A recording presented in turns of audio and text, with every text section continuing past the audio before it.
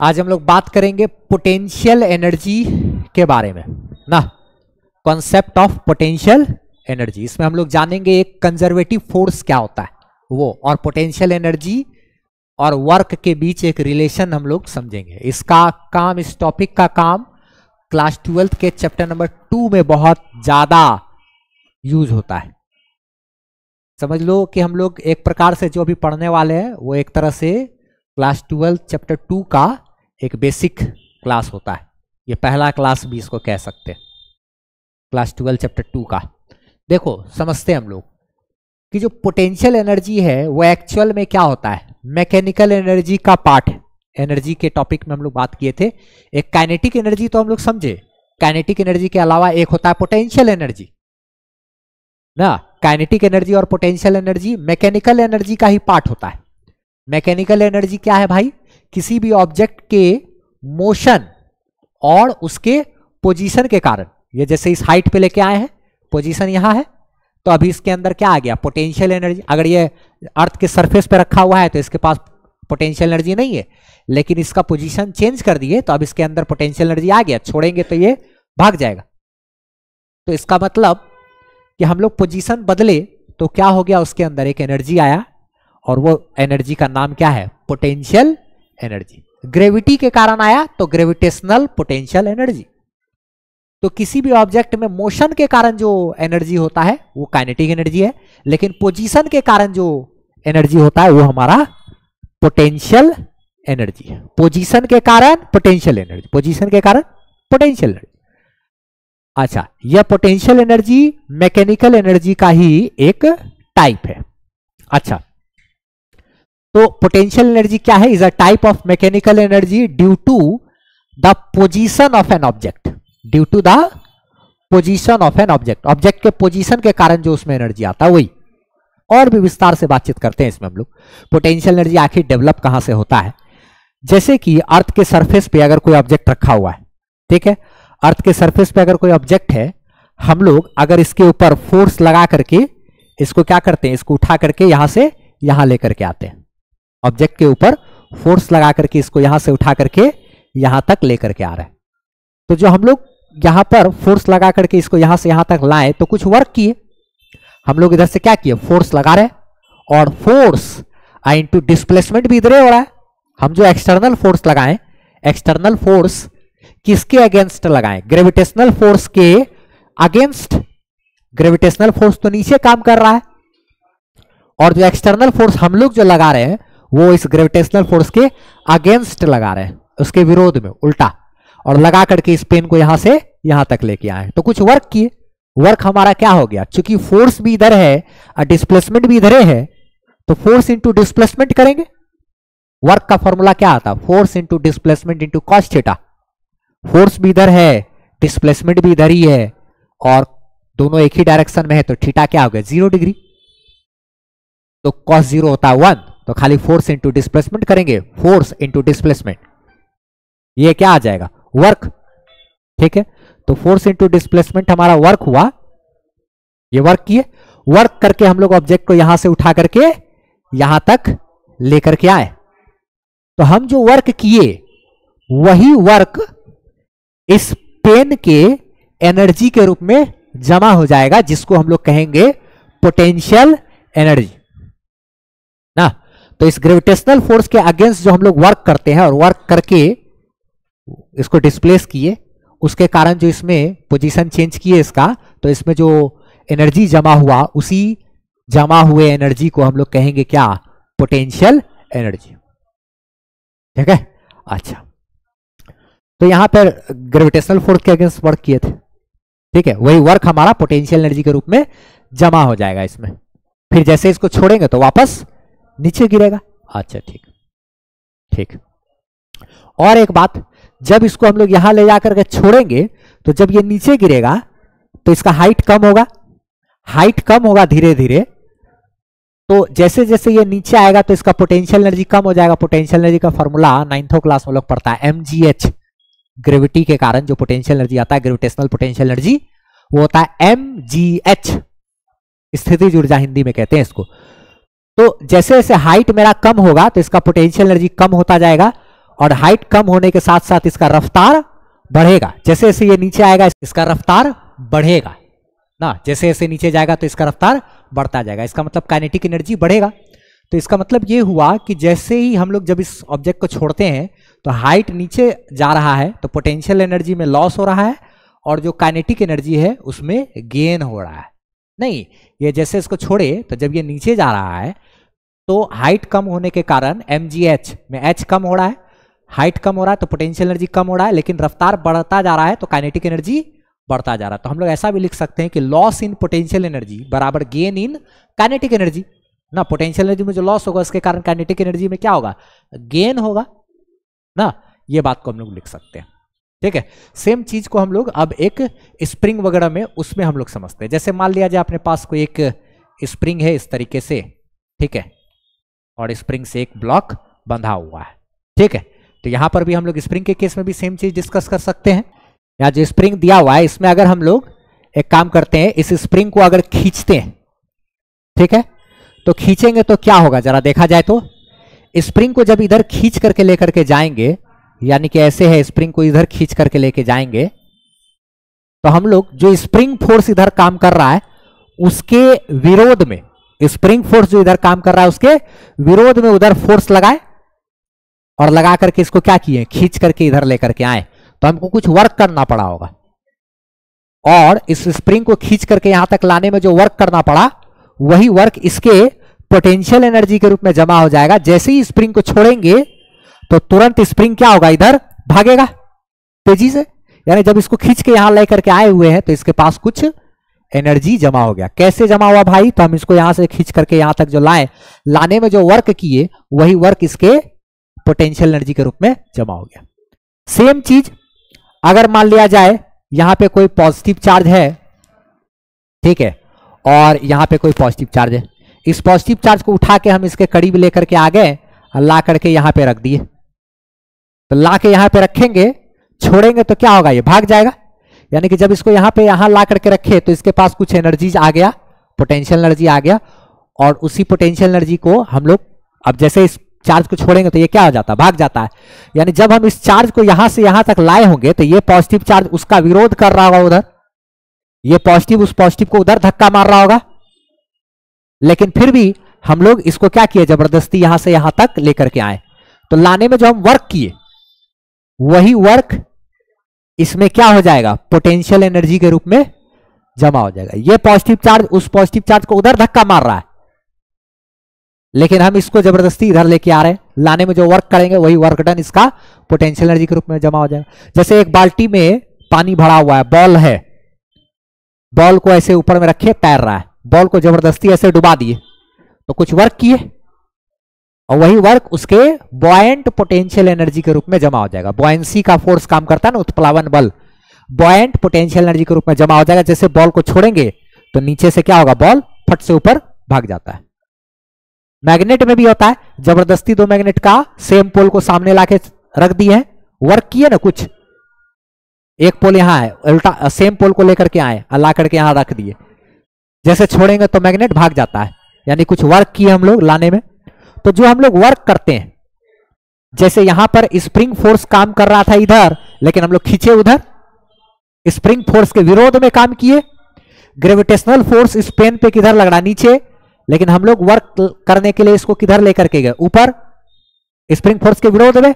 अच्छा, जो बाल्टी में जो पानी भरा हुआ था, जो बॉल था, बॉल को हम लोग जो जबरदस्ती नीचे दबाए तो बॉल के ऊपर जो उत्प्लावन बल था, बॉयंसी का फोर्स था पानी के द्वारा, वो तो ऊपर लग रहा था, लेकिन जबरदस्ती हम लोग बॉल को नीचे दबाए, यानी कि बॉयंसी फोर्स के विरोध काम किए।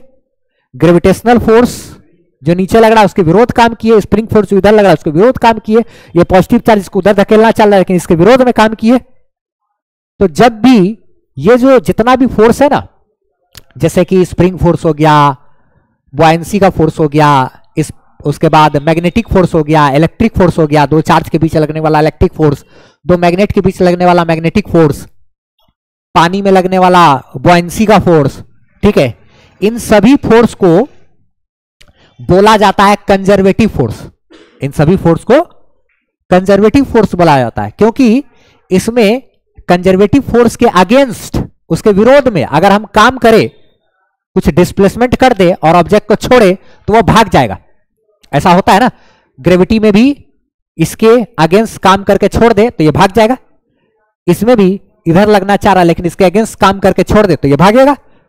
चार्ज में भी इसके ये चार्ज इसको उधर धक्का देना चाह रहा है, हम लोग यहां ला करके छोड़ेंगे तो ये भागेगा। मैग्नेट में भी सेम पोल को ला करके ऐसे, मैग्नेट सेम पोल को रिपेल करता है लेकिन उसके अगेंस्ट वर्क करके लाके छोड़ेंगे तो ये भागेगा। तो जहां भी ये छोड़ेंगे तो भागेगा, ये सब वाला कहानी है। ये सारा फोर्स हमारा क्या है, कंजर्वेटिव फोर्स कहलाता है। वैसा फोर्स जो किसी ऑब्जेक्ट में एनर्जी को कंजर्व कराने का क्षमता रखता हो उसको कंजर्वेटिव फोर्स कहते हैं। और सभी कंजर्वेटिव फोर्स के लिए पोटेंशियल एनर्जी का हम लोग चर्चा कर सकते हैं। जहां जहां कंजर्वेटिव फोर्स वहां वहां पोटेंशियल एनर्जी। जैसे ग्रेविटेशनल फोर्स एक कंजर्वेटिव फोर्स है तो उसके लिए हम लोग पोटेंशियल एनर्जी का बात करेंगे। स्प्रिंग फोर्स एक कंजर्वेटिव फोर्स है, उसके लिए हम लोग क्या पोटेंशियल एनर्जी का बात करेंगे। सब फोर्स हमारा कंजर्वेटिव फोर्स होता है, खाली एगो फ्रिक्शन को छोड़ के। घर्षण का होता है ना नीचे, घर्षण या फ्रिक्शन का फोर्स या फिर विस्कस फोर्स को छोड़ के। विस्कस फोर्स भी एक प्रकार का फ्रिक्शन का ही फोर्स है। फ्रिक्शन फोर्स तो जैसे इसमें, अब फ्रिक्शन में क्या होता है कि हम कोई चीज को यहां है, ठीक है, इसको हम यहां से यहां ला दिए, फ्रिक्शन पीछे लग रहा था, हम लोग ऑब्जेक्ट को यहां लेके आ गए, छोड़ दिए तो थोड़े ऑब्जेक्ट पीछे जाएगा, वापस नहीं ना भागेगा इसमें। तो इसमें हम लोग छोड़ने के बाद वापस भागने का कोई कहानी यहां नहीं होता है। जैसे कोई नाव जो नदी के ऊपर चल रहा है तो नाव का सरफेस और नदी का पानी दोनों के बीच घर्षण होता है, उसको विस्कस फोर्स बोलते हैं। लिक्विड और सॉलिड के बीच या लिक्विड के बीच जो घर्षण होता है उसको विस्कस फोर्स बोलेंगे। वहां पर नाव को अगर हल्का सा ऐसे धक्का दे दिए तो घर्षण का बल पीछे लगा, जिसको विस्कस फोर्स बोले। वहां पर ऐसा थोड़ी है कि नाव को धक्का देके छोड़ दो तो फिर नाव वापस आ जाएगा, नहीं हो, या पहुंचा दिया आगे तो वापस आएगा, नहीं। लेकिन बॉयंसी में होता है, स्प्रिंग में होता है, चार्ज में होता है, मैग्नेट में होता है, ये सब में आगे पीछे करके, ग्रेविटी में होता है, इधर करके छोड़ दो तो वापस आएगा। तो जहां जहां वापस आ जाने वाला कहानी या भाग जाने वाला कहानी है वो सब फोर्स हमारा क्या है, कंजर्वेटिव फोर्स। ठीक है, अच्छा, कंजर्वेटिव फोर्स के लिए हम लोग पोटेंशियल एनर्जी का चर्चा कर सकते हैं। क्या है कि जब भी हम लोग किसी कंजर्वेटिव फोर्स बोले तो spring force, magnetic force, electric force, gravitational force, buoyancy का फोर्स, इन सभी फोर्स के अगेंस्ट जो हम लोग वर्क करते हैं, वर्क करके जो डिस्प्लेसमेंट करते हैं, तो वही वर्क हमारा पोटेंशियल एनर्जी का रूप ले लेता है। Work done against conservative force क्या हो जाता है, पोटेंशियल एनर्जी का रूप ले लेता है। यही बात हमको ध्यान में रखना है। यह क्लास 12 चैप्टर नंबर 2 में हम लोग को इस सब पे चर्चा करना होगा वापस से। Work done against conservative force is always stored as potential energy. Conservative force के विरोध में जो हम लोग कार्य करते हैं वही कार्य पोटेंशियल एनर्जी के रूप में जमा हो जाता है। ठीक है, पोटेंशियल एनर्जी हमेशा कंजर्वेटिव फोर्स के लिए डिफाइन होता है, जैसे कि gravitational potential energy, spring potential energy, electric potential energy, magnetic potential energy, buoyant potential energy, etc, elastic potential energy वगैरह, ये सब हो सकता है। इसमें एक बात देखो तो जरा सा, कंजर्वेटिव फोर्स को जरा डिफाइन किए हैं। क्या है कंजर्वेटिव फोर्स, क्या होता है? देखो तो, अगर कंजर्वेटिव फोर्स का परिभाषा ऐसे भी हम लोग लिख सकते हैं, जैसे कि पहला बात तो इसको साधारण भाषा में ऐसे बोला जा सकता है कि conservative force can conserve potential energy in an object. Conservative force वैसा फोर्स हो गया जो किसी ऑब्जेक्ट में एनर्जी को कंजर्व कर सकता है, जमा कर सकता है। लेकिन इसका डेफिनेशन एक और भी बना सकते हैं हम लोग, वैसा फोर्स जिसके द्वारा किया गया वर्क डन इनिशियल पोजीशन और फाइनल पोजीशन पर निर्भर करता है। वही वो जितना भी फोर्स है वो सारा फोर्स हमारा कंजर्वेटिव फोर्स है। जैसे अगर मान लिया जाए पेन है, यहां पर है, हम किसी ऑब्जेक्ट को यहां से उठा करके 20 मीटर हाइट तक लेके गए, तो उसके कारण पोटेंशियल एनर्जी में इसका बदलाव आया। जैसे अभी पोटेंशियल एनर्जी 0 है, बाद में पोटेंशियल एनर्जी mgh कुछ हो गया। अब हम इसको ऐसे घुमा के लाएं, चाहे ऐसे घुमा के लाएं, उससे मतलब नहीं है, हम बस हाइट इसका चेंज किए। पोटेंशियल एनर्जी को क्या चीज से मतलब होता है यहां पे, हाइट से ना, पोजीशन इसमें कितना बदले हैं बस उससे मतलब होना चाहिए। अगर वर्क डन को सिर्फ पोजीशन में बदलाव से मतलब है, आप रास्ता कैसे बदले हैं उससे मतलब नहीं है, पोजीशन में सिर्फ बदलाव से मतलब है वर्क डन को, तो कहेंगे कि वो सब फोर्स हमारा कंजर्वेटिव फोर्स है। If the work done by a force only depends on initial and final position of object then the force is called conservative force.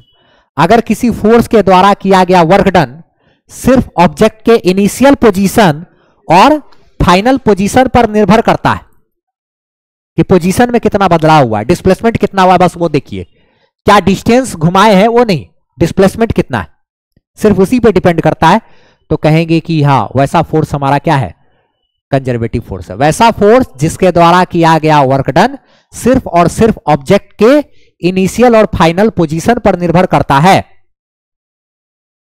वो सभी फोर्स हमारा क्या है, कंजर्वेटिव फोर्स है, साधारण भाषा में बोलने के लिए। नहीं तो जनरली एक ही बात ध्यान रखना है, सब फोर्स क्या है, कंजर्वेटिव, फ्रिक्शन और विस्कस को छोड़ के, बस साधारण बात में।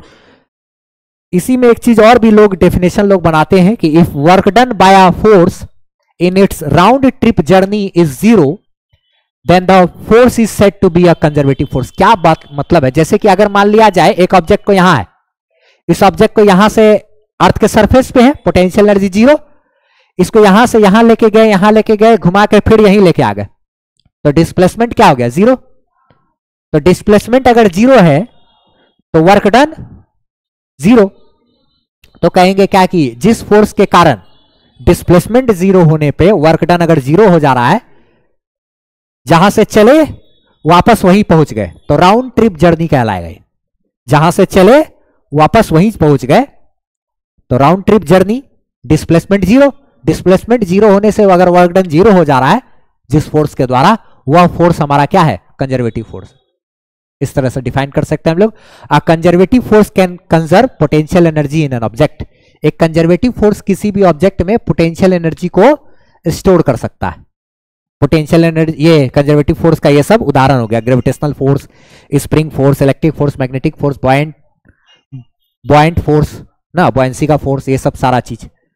सिर्फ एक बात क्या लिख दिए, सिर्फ फ्रिक्शन और विस्कस फोर्स को छोड़कर सब कंजर्वेटिव है। ऐसे एक लाइन में ध्यान दे सकते हैं हम लोग, किसको, फ्रिक्शन और विस्कस फोर्स को छोड़ करके सब क्या है, कंजर्वेटिव फोर्स है, सबका सब, ठीक है। तो यहां पे ये सब चीज का बातचीत हम लोग किए, पोटेंशियल एनर्जी का थोड़ा कॉन्सेप्ट समझे और यहां पर इसका कंजर्वेटिव फोर्स का बात किए। अब हम लोग को इसके बाद बात करना है थोड़ा सा कि पोटेंशियल एनर्जी और काइनेटिक एनर्जी में थोड़ा सा एक रिलेशन का बात किए थे कि ऑब्जेक्ट को अगर हम लोग छोड़ते हैं तो ऑब्जेक्ट क्या होता है, नीचे गिरता है, तो जैसे जैसे हाइट कम होगा तो पोटेंशियल एनर्जी कम हो रहा है, लेकिन नीचे जा रहा है तो रफ्तार बढ़ता जाता है ऑब्जेक्ट का, तो लॉस इन पोटेंशियल एनर्जी बराबर गेन इन काइनेटिक एनर्जी भी होता है। पोटेंशियल एनर्जी में जो लॉस होगा वो किसके बराबर होगा, काइनेटिक एनर्जी में गेन के बराबर हो जाएगा, ठीक है।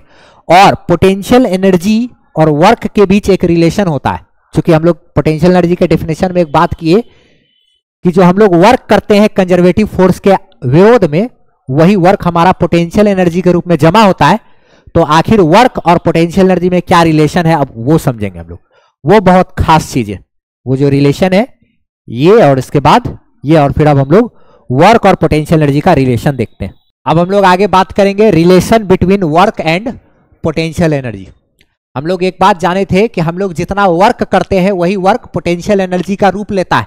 जैसे किसी ऑब्जेक्ट को यहां से उठा करके यहां तक जो लाने में हम लोग को जितना वर्क करना पड़ा, वही वर्क इसके पोटेंशियल एनर्जी के रूप में जमा हो जाता है, ठीक है। वर्क ही पोटेंशियल एनर्जी का रूप लेता है। तो वही हमको एक रिलेशन बनाना है वर्क और किसके बीच, पोटेंशियल एनर्जी के बीच, एकदम VBI रिलेशन होगा, ठीक है। बहुत ही ज्यादा काम का चीज, कोई भी कंपटीशन वगैरह का एग्जाम इधर उधर 12 चैप्टर 2 सब जगह काम आएगा।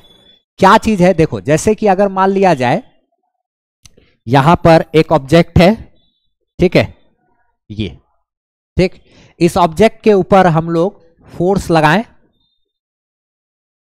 FEXT, ये एक्सटर्नल फोर्स लगाए हैं। एक्सटर्नल फोर्स ग्रेविटी नीचे काम कर रहा है, लेकिन उसके विरोध में हम लोग एक्सटर्नल फोर्स लगा के ऑब्जेक्ट को ऊपर उठाएंगे अभी, ठीक है। ये है क्या, यहां पे ध्यान रखना है, ये EXT है क्या? तो ये है external force against conservative force, against conservative force, external force against conservative force. तो कंजर्वेटिव फोर्स तो किधर काम कर रहा है? नीचे की तरफ ना, mg नीचे की तरफ। ये मेरा कौन सा फोर्स है? Conservative force. ग्रेविटेशनल फोर्स को क्या बोलेंगे? Conservative force. ठीक है, तो कंजर्वेटिव फोर्स नीचे काम कर रहा है, लेकिन हम लोग उसके विरोध में एक्सटर्नल फोर्स ऊपर की तरफ लगा रहे हैं। ठीक है, क्या है ये? External force against conservative force. Conservative force के अगेंस्ट एक्सटर्नल फोर्स लगा करके ऑब्जेक्ट को हम क्या कर रहे हैं? यहां से उठा करके मान लिया जाए यहां तक लेकर के आ गए, यहां पर लेकर के आ गए। कितना हाइट पर लेकर के आए हैं? मान लिया जाए ये हाइट है क्या? h। ठीक है, h हाइट पर लेकर के आए। ठीक, तो h हाइट पर लेकर के आए तो हम लोग कुछ वर्क किए होंगे, और उस वर्क के कारण इसके पोटेंशियल एनर्जी में भी कुछ बदलाव हुआ है। यहां हाइट 0 था तो अभी पोटेंशियल एनर्जी 0। जब h हाइट पे चला गया तो पोटेंशियल एनर्जी यहां पे मान लिया जाए क्या? mgh ना। अच्छा, जैसे यहां पर पोटेंशियल एनर्जी जो इनिशियली है वो क्या है? 0, और पोटेंशियल एनर्जी जो फाइनली है वो क्या है? mgh। ठीक है, समझने के लिए ये सब चीज। अब ऑब्जेक्ट पे नीचे ग्रेविटेशनल फोर्स लग रहा था, कंजर्वेटिव फोर्स लग रहा था, उसके अगेंस्ट हम लोग फोर्स लगाए एक्सटर्नल फोर्स, ऑब्जेक्ट को यहां से उठा करके आगे लेकर के गए। तो इसमें एक चीज देखा जाए, हम लोग को ऑब्जेक्ट को अगर ऊपर लेकर के जाना है तो जो ग्रेविटेशनल फोर्स नीचे लग रहा है कंजर्वेटिव फोर्स, उससे थोड़ा सा भी अगर ज्यादा फोर्स ऊपर की तरफ लगा देंगे तो ऑब्जेक्ट ऊपर चला जाएगा। नीचे की तरफ कितना फोर्स काम करता है? mg mass into acceleration due to gravity. mg force नीचे की तरफ काम कर रहा है, उससे हमको बस जरा सा ज्यादा अगर लगाना है फोर्स किधर? ऊपर की तरफ, एक्सटर्नल फोर्स जरा सा ज्यादा, तो इससे वो ऑब्जेक्ट ऊपर चला जाएगा। जरा सा ज्यादा, जरा सा चीज को उसको नेग्लेक्ट करेंगे तो लगभग बराबर के जैसा, लगभग बराबर जैसा, यानी कि जो FEXT है, यहां पे एक बात ध्यान रखना है कि हेयर FEXT जो है उसका जो मैग्नीट्यूड है वो लगभग mg के बराबर रखना है। थोड़ा सा बड़ा को नेग्लेक्ट कर दिए, थोड़ा सा क्या किए? थोड़ा सा मान लिया जाए mg plus 0.000000000 1000 zero, 1 lakh zero के बाद एक 1, उतना न्यूटन।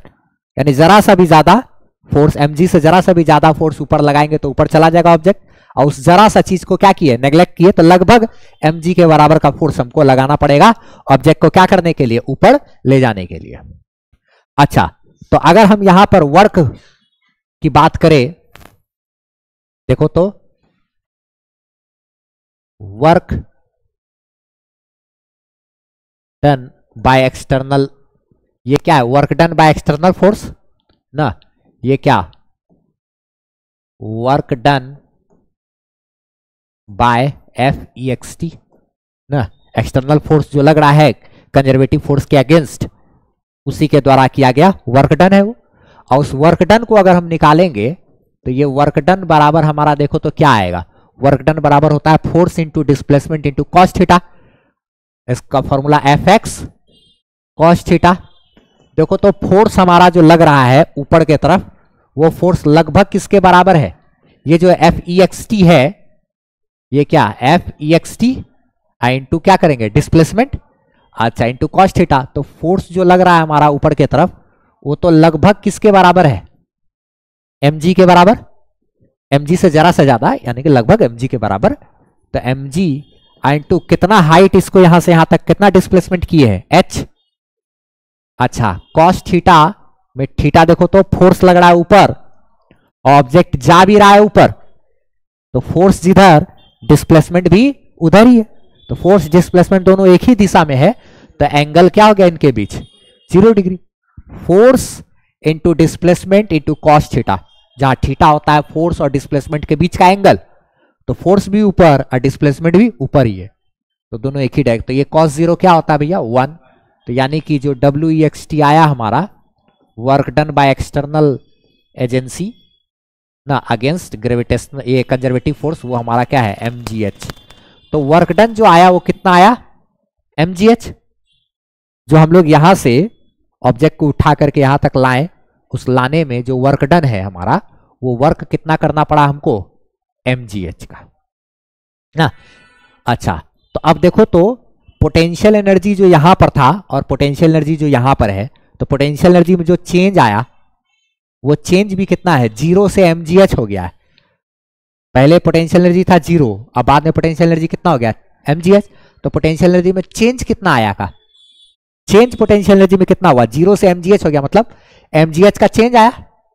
पोटेंशियल एनर्जी में कितना का चेंज आया mgh का। तो यही मेरा किसके बराबर है चेंज इन पोटेंशियल एनर्जी के, यानी कि जो WEXT है वो बराबर है चेंज इन पोटेंशियल एनर्जी। अच्छा, इसको सिंबल में इस तरीके से लिख सकते हैं बराबर delta U, delta work done by external force against conservative force बराबर है हमारा किसके चेंज इन पोटेंशियल एनर्जी के। यानी कि हम लोग जो वर्क करेंगे उसी वर्क के कारण पोटेंशियल एनर्जी में क्या होगा चेंज आएगा। हम लोग देखो तो वर्क कितना किए mgh, और पोटेंशियल एनर्जी भी इसमें कितना आ गया mgh, तो यानी कि जो वर्क किए वही किसका रूप ले लिया है पोटेंशियल एनर्जी। जो भी हम वर्क करेंगे वही वर्क हमारा पोटेंशियल एनर्जी का रूप ले लेगा, जो वर्क करेंगे वही हमारा पोटेंशियल एनर्जी का रूप ले लेगा। यहां से यहां तक लाने में वर्क की mg है और यहां आ गया तो पोटेंशियल एनर्जी भी क्या हो गया उसके पास mgh, पोटेंशियल एनर्जी 1 mgh। अच्छा, तो हम जो वर्क करते हैं उससे पोटेंशियल एनर्जी में चेंज जो आया वो भी कितना, तो वर्क डन जो होगा एक्सटर्नल फोर्स के द्वारा उसी के कारण पोटेंशियल एनर्जी में चेंज आएगा, वो डेल्टा U के बराबर होता है। आगे एक बात और करते हैं, आगे बात करते हैं ये है क्या एक्चुअल में यहां पे, ये है वर्क डन बाय FEXT, और FEXT क्या है external force against conservative force. यानी इसको ऐसा पढ़ सकते हैं work done by external force against conservative force, work done by external force against conservative force, वही लिखा हुआ है ना। अच्छा, ठीक ठीक ठीक, ये बात को खाली ध्यान रखना, ये रिलेशन एकदम VBI हो गया, ठीक है। अच्छा, आगे एक बात सुनो, नाउ एक बात देखो तो जरा सा, इसको इक्वेशन 1 भी बोल देते हैं। एक चीज देखो तो, जब ऑब्जेक्ट को हम लोग यहां से नीचे से ऊपर तक लेकर के गए, ऑब्जेक्ट को इसी सेम सिचुएशन में यहां से कहा इस ऑब्जेक्ट को नीचे से ऊपर लेकर के गए, यहां से h हाइट पर लेकर के गए, यहां आ गया ऑब्जेक्ट, यहां पे इसका पोटेंशियल एनर्जी क्या है इनिशियली 0 है, और पोटेंशियल एनर्जी जो फाइनली हो रहा है पोटेंशियल एनर्जी वो कितना हो जाता है mgh हो जाता है पोटेंशियल एनर्जी, यहां 0 वहां mgh। अच्छा, अब एक चीज देखो जरा सा, अगर हम ऐसा काम करें work done by conservative force, ये निकालते हैं जरा सा, ये work done by conservative force, जरा ये निकाल करके देखते हैं ये क्या होता है। कंजर्वेटिव फोर्स मतलब किसका बात कर रहे हैं ग्रेविटेशनल फोर्स, यानी कंजर्वेटिव फोर्स बनने का मतलब हम क्या बोल रहे हैं यहां पे ग्रेविटेशनल फोर्स काम कर रहा है कंजर्वेटिव फोर्स के रूप में। तो यानी कि यहां पर जो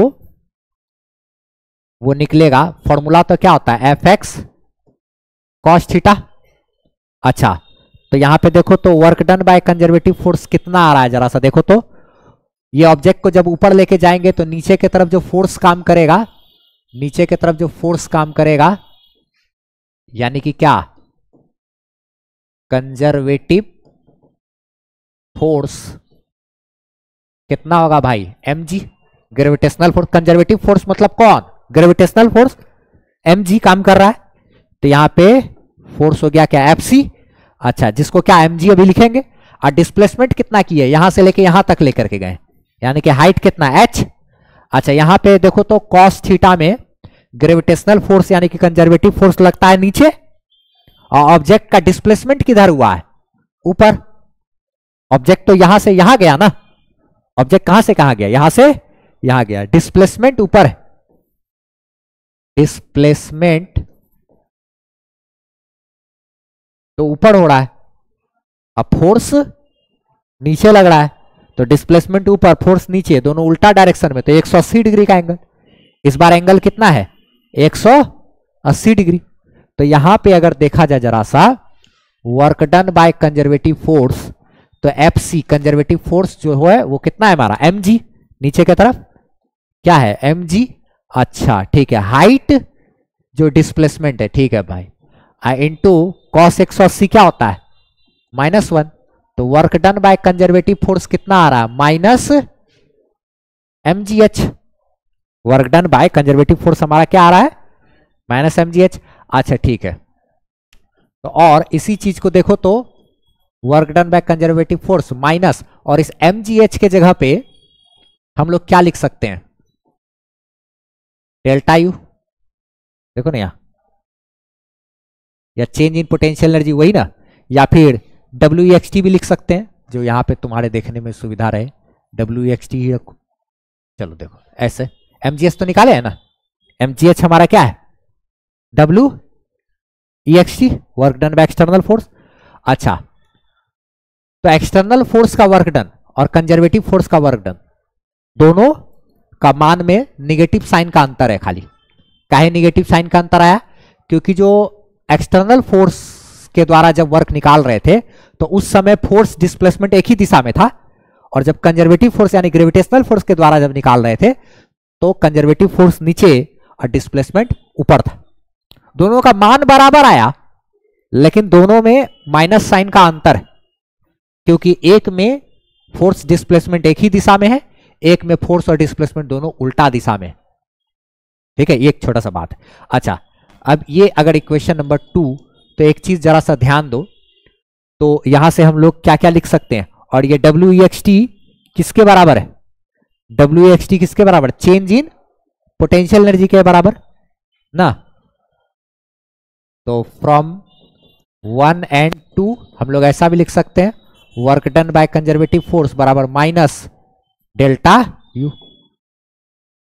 WEXT की जगह पे डेल्टा यू लिखेंगे, WEXT है उसके जगह पे क्या लिखे, डेल्टा यू।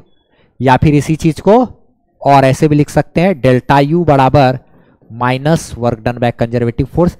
ये हमारा एकदम VBI है,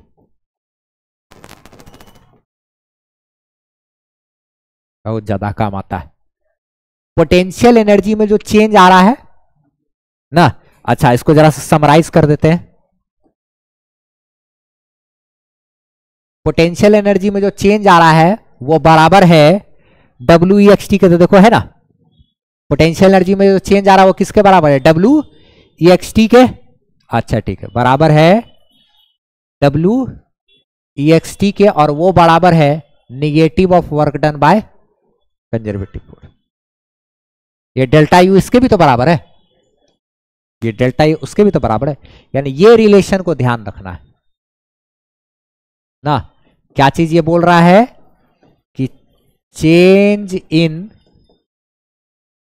पोटेंशियल एनर्जी बराबर work done by external force against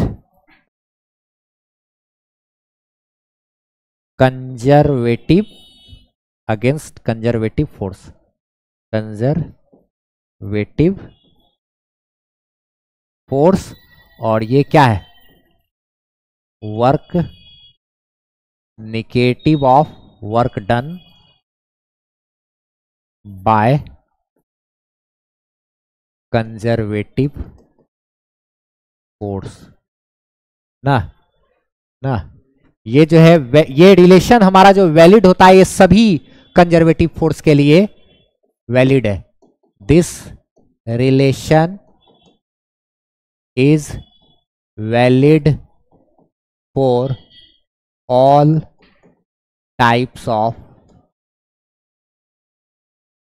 conservative force, सभी तरह के कंजर्वेटिव फोर्स के लिए ये रिलेशन हमारा वैलिड होता है। तो चैप्टर 2 यानी 12th वहां पर भी ये सब चीज का बात करेंगे। इलेक्ट्रिक फोर्स के लिए भी ऐसा कर सकते हैं हम लोग। इलेक्ट्रिक फोर्स के लिए भी change in potential energy, change in electric potential energy बराबर वहां पे भी work done by external force, और वही बराबर negative of work done by electric force. यहां पे ये कंजर्वेटिव फोर्स कौन है? ग्रेविटेशनल फोर्स, और यहां change in gravitational potential energy. और 12th में जब आएगा तब आएगा change in electric potential energy बराबर negative of work done by क्या? Electric force. Work done by, वहां इलेक्ट्रिक फोर्स आएगा, यहां work done by gravitational force. वहां change in electric potential energy आएगा, यहां पे change in gravitational potential energy. Relation ये वाला चीज का ध्यान रखना है। कंजर्वेटिव फोर्स यहां पे ग्रेविटेशनल फोर्स, और एक्सटर्नल फोर्स उसके उल्टा जो काम करता है। तो ये सब एक रिलेशन है जो काफी ज्यादा काम का चीज होता है। ये सब ये रिलेशन का, इसी में और भी बहुत सारा चीज है। एनसीईआरटी क्या करता है? पोटेंशियल एनर्जी को भी से डिनोट करता है, लेकिन भी से नहीं, यू से डिनोट करना चाहिए, नहीं तो आगे भविष्य में बहुत कंफ्यूजन हो जाता है। यू से डिनोट करना चाहिए। एनसीईआरटी भी से किया है, लेकिन हम लोग यू से करेंगे, वो ज्यादा अच्छा होता है। एक बात और जानो थोड़ा सा, वर्क डन देखो तो जरा सा एक चीज, चेंज इन पोटेंशियल एनर्जी बराबर क्या है? Negative of work done by conservative force. ये फॉर्मूला हम लोग पढ़े अभी। इसको हम लोग एक चीज लिख सकते हैं, delta U is equal to minus work done का एक और फॉर्मूला होता है, integration of F dot D X. ऐसा भी तो होता है फॉर्मूला। फोर्स का डिस्प्लेसमेंट के साथ डॉट प्रोडक्ट करेंगे, उसका इंटीग्रेशन करेंगे, ये बराबर क्या? Change in potential energy. ये भी हम लोग लिख सकते हैं, ठीक है। अच्छा, और चेंज इन पोटेंशियल एनर्जी बराबर क्या होता है? वर्क डन बाय एक्सटर्नल वाला फोर्स, ये भी है। तो चेंज इन पोटेंशियल एनर्जी बराबर हम लोग चाहें तो integration of external force dot, ये भी कर सकते हैं, क्योंकि वर्क का ये भी फॉर्मूला होता है, integration of F D x, integration of F D x, ये सब चीज भी होता है। अच्छा, और क्या क्या कर सकते हैं हम लोग? ये तो वेरिएबल फोर्स के लिए हो गया, ये दोनों। ये क्या है? For variable force.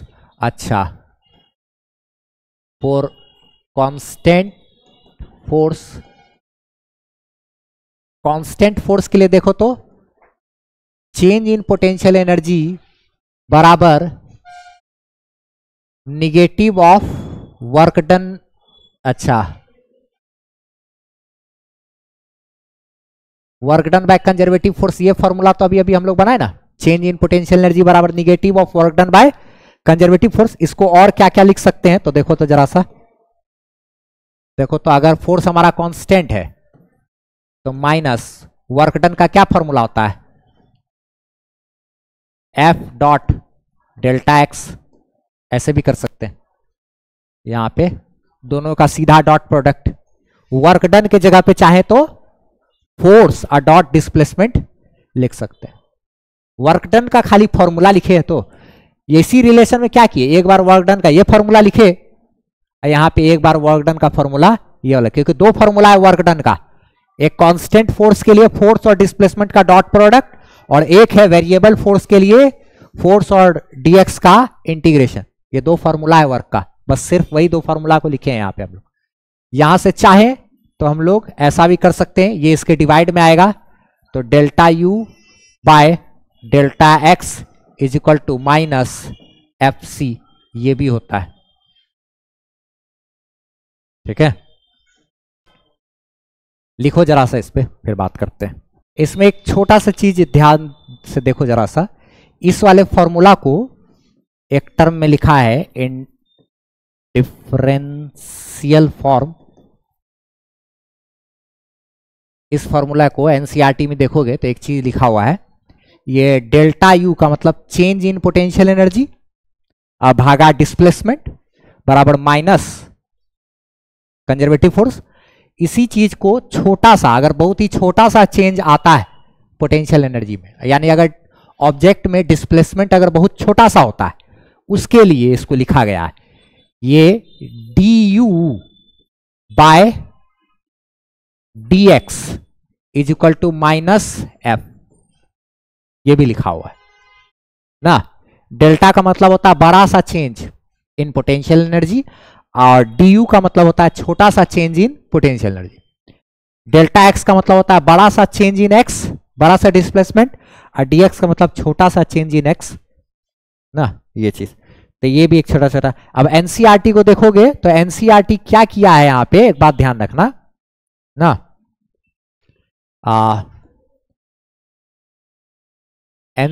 क्या कहते हैं,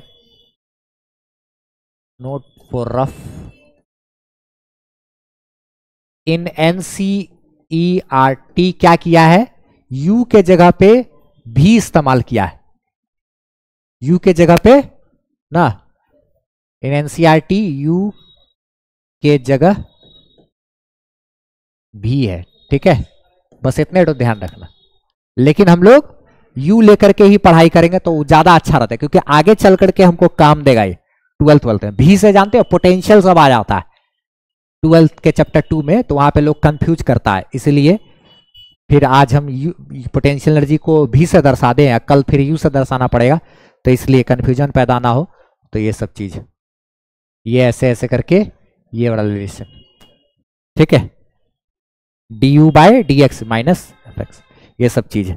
तो ये टोटल टर्म हो गया, क्या क्या चीज हम लोग बात किए, the concept of potential energy, इसमें ये सब सारा चीज पे चर्चा किए टोटल। एनसीईआरटी में सारा फॉर्मूला मिल जाएगा, ये वाला भी, ठीक है, और सब कुछ, ठीक है। चलो आगे बात करते हैं, एक छोटा सा चीज इसमें ऐड कर देते हैं थोड़ा सा, कि हम लोग एक बात डिस्कस किए थे कि किसी भी ऑब्जेक्ट को अगर हम लोग छोड़ते हैं तो जब वो नीचे गिरता है तो हाइट उसका कम होते जाता है ना, तो पोटेंशियल एनर्जी कम होता है और रफ्तार बढ़ने से उसका काइनेटिक एनर्जी बढ़ता जाता है ना। इन केस ऑफ ग्रेविटी, क्या यहां पे एक चीज हम लोग देखे थे, या फिर जैसे ऑब्जेक्ट है इसको छोड़ देंगे तो ये क्या होगा, नीचे आकर के गिरेगा ना। तो जब ये नीचे गिरेगा तो इसका हाइट अगर h है तो यहां पर इसका पोटेंशियल एनर्जी कितना रहता है, mgh, और जब ये नीचे आएगा तो यहां पे इसका पोटेंशियल एनर्जी क्या हो जाएगा, 0, और यहां पे इसका काइनेटिक एनर्जी क्या रहता है, 0। लेकिन यहां पे काइनेटिक एनर्जी कितना हो जाएगा इसका, ये जो सारा का सारा पोटेंशियल एनर्जी है जब हाइट 0 होगा तो किस में कन्वर्ट हो जाएगा, काइनेटिक एनर्जी। यहां पे काइनेटिक एनर्जी इसका क्या, हाफ एम बी स्क्वायर। ये हाफ एम बी स्क्वायर कहां से आया, ये ऑब्जेक्ट को छोड़े नीचे आते जाता है, हाइट इसका कम होता जाएगा तो पोटेंशियल एनर्जी कम होगा, और जैसे जैसे नीचे जाएगा रफ्तार बढ़ेगा, तो यही जो पोटेंशियल एनर्जी है वही कन्वर्ट हो जाता है किस में, काइनेटिक एनर्जी में। तो देयरफॉर हम लोग ऐसा लिख सकते हैं कि हाफ एम बी स्क्वायर, यहां पर जो वेलोसिटी होगा ये यहां का वेलोसिटी है, बराबर यहां का पोटेंशियल एनर्जी mgh ना, यानी कि लॉस, ऐसा कह सकते हैं हम लोग कि लॉस इन पोटेंशियल एनर्जी बराबर गेन इन काइनेटिक एनर्जी, ऐसा यहां पे होता है। जो पोटेंशियल एनर्जी में लॉस होगा वही काइनेटिक एनर्जी में गेन होगा। इसके बाद हमको अगला जो टॉपिक करना है वो है conservation of mechanical energy. Mechanical energy यानी कि काइनेटिक एनर्जी और पोटेंशियल एनर्जी का कंजर्वेशन ना, कंजर्वेशन ऑफ मैकेनिकल एनर्जी काफी ज्यादा इंपॉर्टेंट टॉपिक है, जो इसके बाद वाले लेक्चर में अब आएगा, ठीक है। बहुत VBI है, उस पर सवाल सब बहुत अच्छा अच्छा रहता है। बस ये आज इधर इसका कहानी समाप्त। आप हमारी वेबसाइट से फ्री पीडीएफ नोट्स ले सकते हो, टेस्ट सीरीज ले सकते हो, और सारा एड फ्री वीडियो लेक्चर्स आप देख सकते हो, वो भी एकदम अरेंज किया हुआ आपको 11th 12th का फिजिक्स का सारा वीडियोस वगैरह मिल जाएगा। और कमेंट सेक्शन में पिन अप किया हुआ हमारा व्हाट्सएप चैनल का लिंक है, उसको आप फॉलो जरूर कर लीजिए ताकि हमसे आप बेहतरीन ढंग से जुड़